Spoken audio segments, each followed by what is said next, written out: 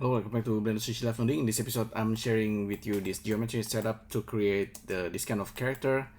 I think I've done this in the past. It's similar to the Michelin character or the Marshmallow Man. It's a donut man, but I upgraded into geometry nodes, latest Blender 3.1 alpha. So it's a lot simpler. Still, yeah, there's a bit of nodes involved, but underneath is just, a simple lines that you generate, and then geometry nodes will turn it into this kind of shapes. So if I just use the curve and then resample and then use curve to mesh, what we will get is this. Okay, so this is the original shapes. Actually, this is already quite interesting. You can create a character like this, but in our case we're gonna turn it into like a kind of like a string instance of donuts and balls. Okay, so donuts and balls. The donut part is this part, the length of the curve. Let's actually take a look. Okay, first of all, we resample the curve using the length. If we use the count, we can tell how many donuts we want along the curve.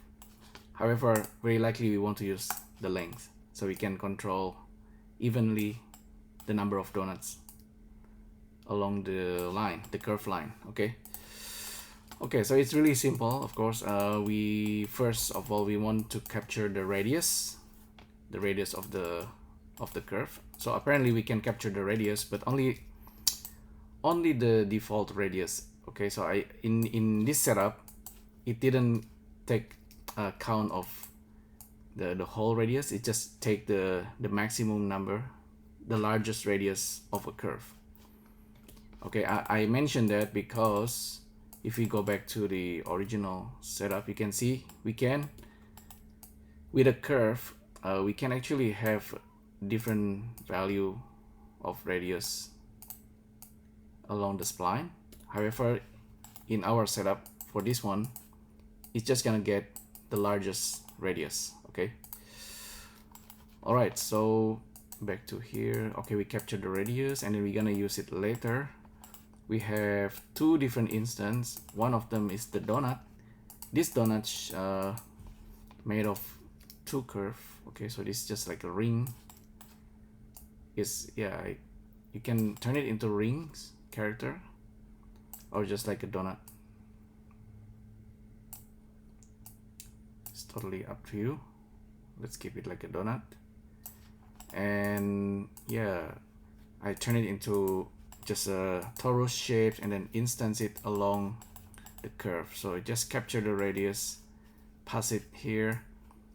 As for the rotations, I'm using the curve tangent. Okay, so that's also important.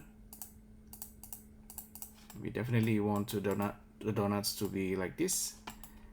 And as for the scale of the instance, yeah, this is using the radius of the curve.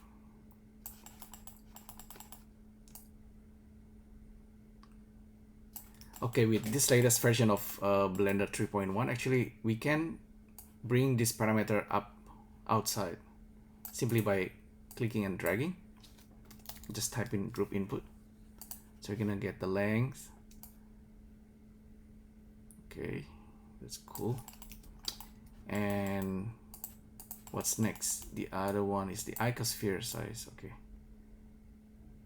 So with the icosphere, I only actually using the instance on the end of the spline. Something to keep in mind, the end, or you want both on both sides or just one of the side. So it's up to you.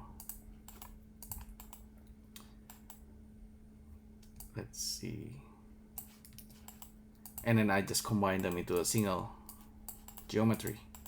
Okay, and if we want to remesh, we can realize the instances and just simply remesh. Just playing around with the voxel size using shift, and we have like a character.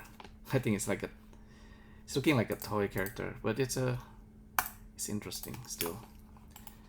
Pretty fun to create, and if you ever want to make another one, just duplicate it, go to edit mode, delete everything, start drawing using your curve.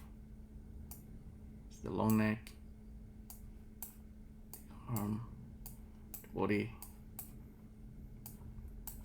and you have this new character. Make another one.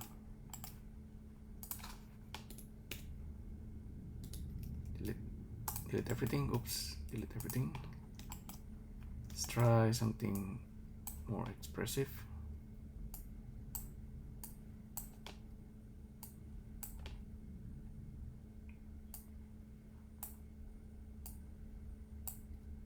Yep. Go back to object mode. So we have this. All the attributes inside here can be adjusted, and I think definitely we need to give it some control, so just click and drag, pass it into group.